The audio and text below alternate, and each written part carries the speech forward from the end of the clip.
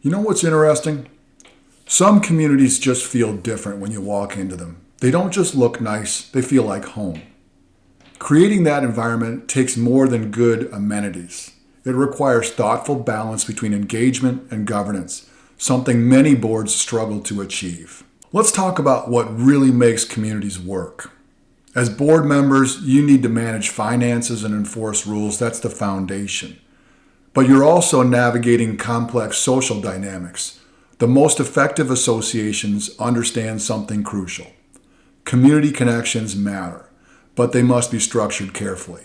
Today we'll explore how to build those connections while maintaining appropriate boundaries and protecting the board's ability to govern effectively. Most associations have experienced both extremes of communication.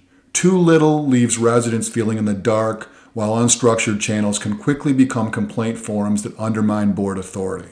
The key is creating structured communication pathways. Instead of open-ended forums where vocal minorities can dominate, consider controlled formats, quarterly town halls with clear agendas, moderated Q&A sessions, or digital newsletters with limited response options. Remember, the management company should remain the primary point of contact for individual concerns. This creates the necessary distance that protects board members from being cornered in the parking lot or lobbied via personal relationships. Effective communication isn't about opening every channel. It's about creating the right channels that provide transparency while maintaining governance structure. This balanced approach keeps residents informed without creating digital complaint boards that can quickly spiral into negativity. Community events serve an important governance function while approached strategically. The goal isn't just social connection. It's creating positive touch points that build credibility for when difficult decisions must be made. Consider events that showcase community investments, a pool opening that highlights recent improvements, or a holiday gathering where the board can informally share upcoming projects.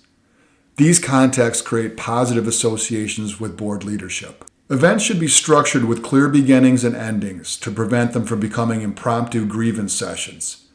Having management company representatives present helps redirect operational questions to the appropriate channels. The most successful boards use events not as open forums, but as opportunities to demonstrate competent leadership in a social context. This builds the community goodwill that becomes essential when assessments increase or rules need enforcement.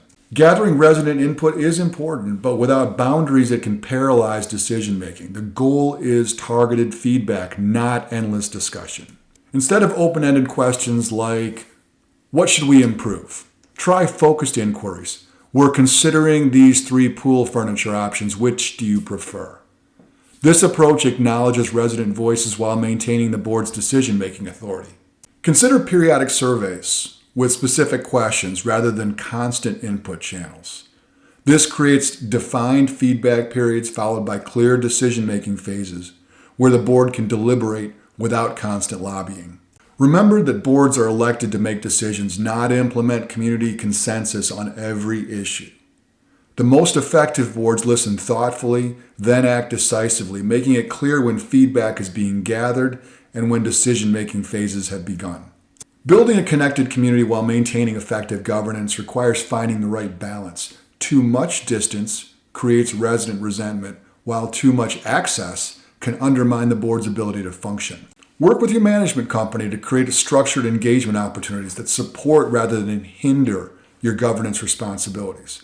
With the right boundaries in place, community connection becomes an asset rather than a liability. The strongest associations aren't just well-maintained properties. They're communities where residents feel appropriately engaged while respecting the board's authority to make necessary decisions. If you found this perspective valuable, we invite you to connect with us. Facebook viewers, like our page and follow us for regular updates. Feel free to message us directly with your questions or community challenges. Instagram viewers, hit follow and feel free to DM us with your questions or community challenges. YouTube viewers, subscribe to our channel and check out the video description for helpful links. Visit our website to discover our thought leadership content, books, and resources that can transform your community management approach. Whether you're dealing with the challenges we discussed today or other community issues, we're here to help. Thanks for watching, and we'll see you in the next video.